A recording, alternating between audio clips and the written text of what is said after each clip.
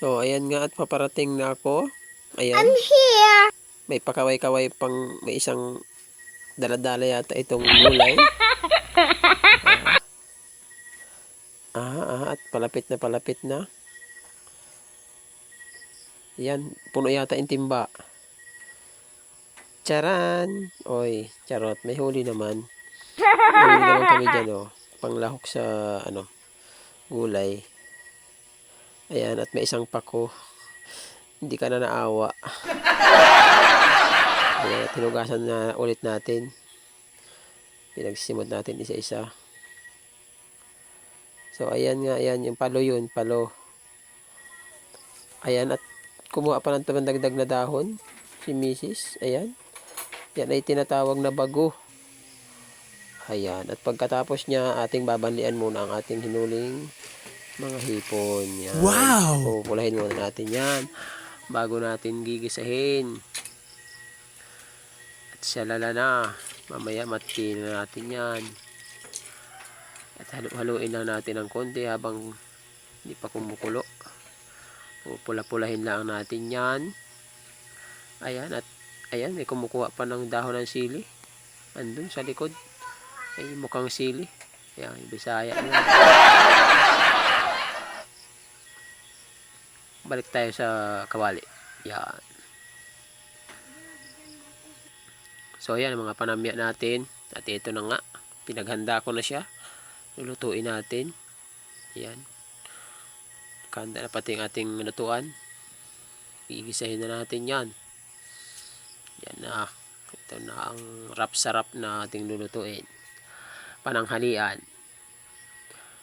At gigisahin ko na nga yan. Sabay-sabay na. Wala nang intro-intro.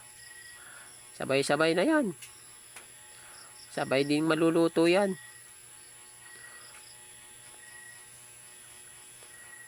Halu-haluin lang natin ng konti.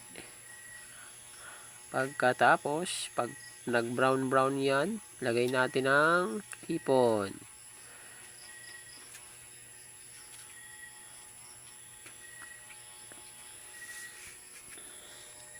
Ito ating pananghalian sa ating bukid. Hindi na natin tayo gumastos dyan. At yan ay hulilaan natin sa sapa. Tagal na akong hindi nakahuli ulit ng mga hipon dyan. Yung aking bunbun ay pinakailaman pa. Kaya konti lang ang nahuli namin. Ayan, parang nakita nyo yung mga gulay na yan. Yan ay dahon ng bago, dahon ng sili at saka yung kaunting pako.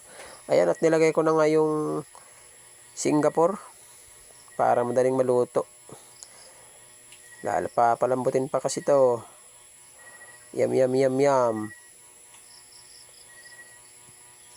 Diyan na. Nilagay na natin ang ating pampasarap. Mga hipon nating malalaki. Malalaki. Ayan. Pero kung limas yan ay malalaki talaga. Yan ay mga ano lang. Kung saan ay pis-pis yan. Pis-pis ng mga hipon.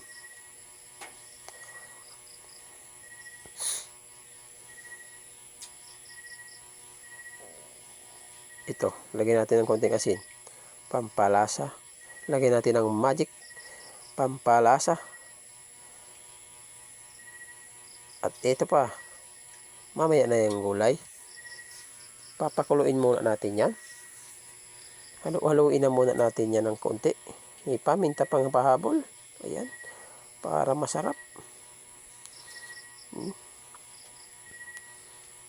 Ayan na. Kawawa naman yung isang isda. Nag-iisa na. Muntik pa madurog, oh. At siya na. Lalagyan na natin ito ng gata. Ayan, oh. Wala nang intro-intro. May gata na pala. Diniretso na. At yung ating gulay. Kumulo na kasi. Lalagyan natin yan maya-maya. Tinan mo. Nandiyan na nga.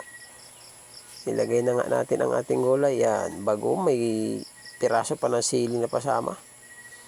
Pero masarap yan. Yan ang pakukuluin lang natin yan. Tapos pwede natin kainin. So ayan lang ang mga ating simpleng luto sa Kabukiran dito sa probinsya ng Marinduque. Ayan. At kung kayo ay mahilig maghuli ng ganyang hipon, ganyan nyo lang din lutuin.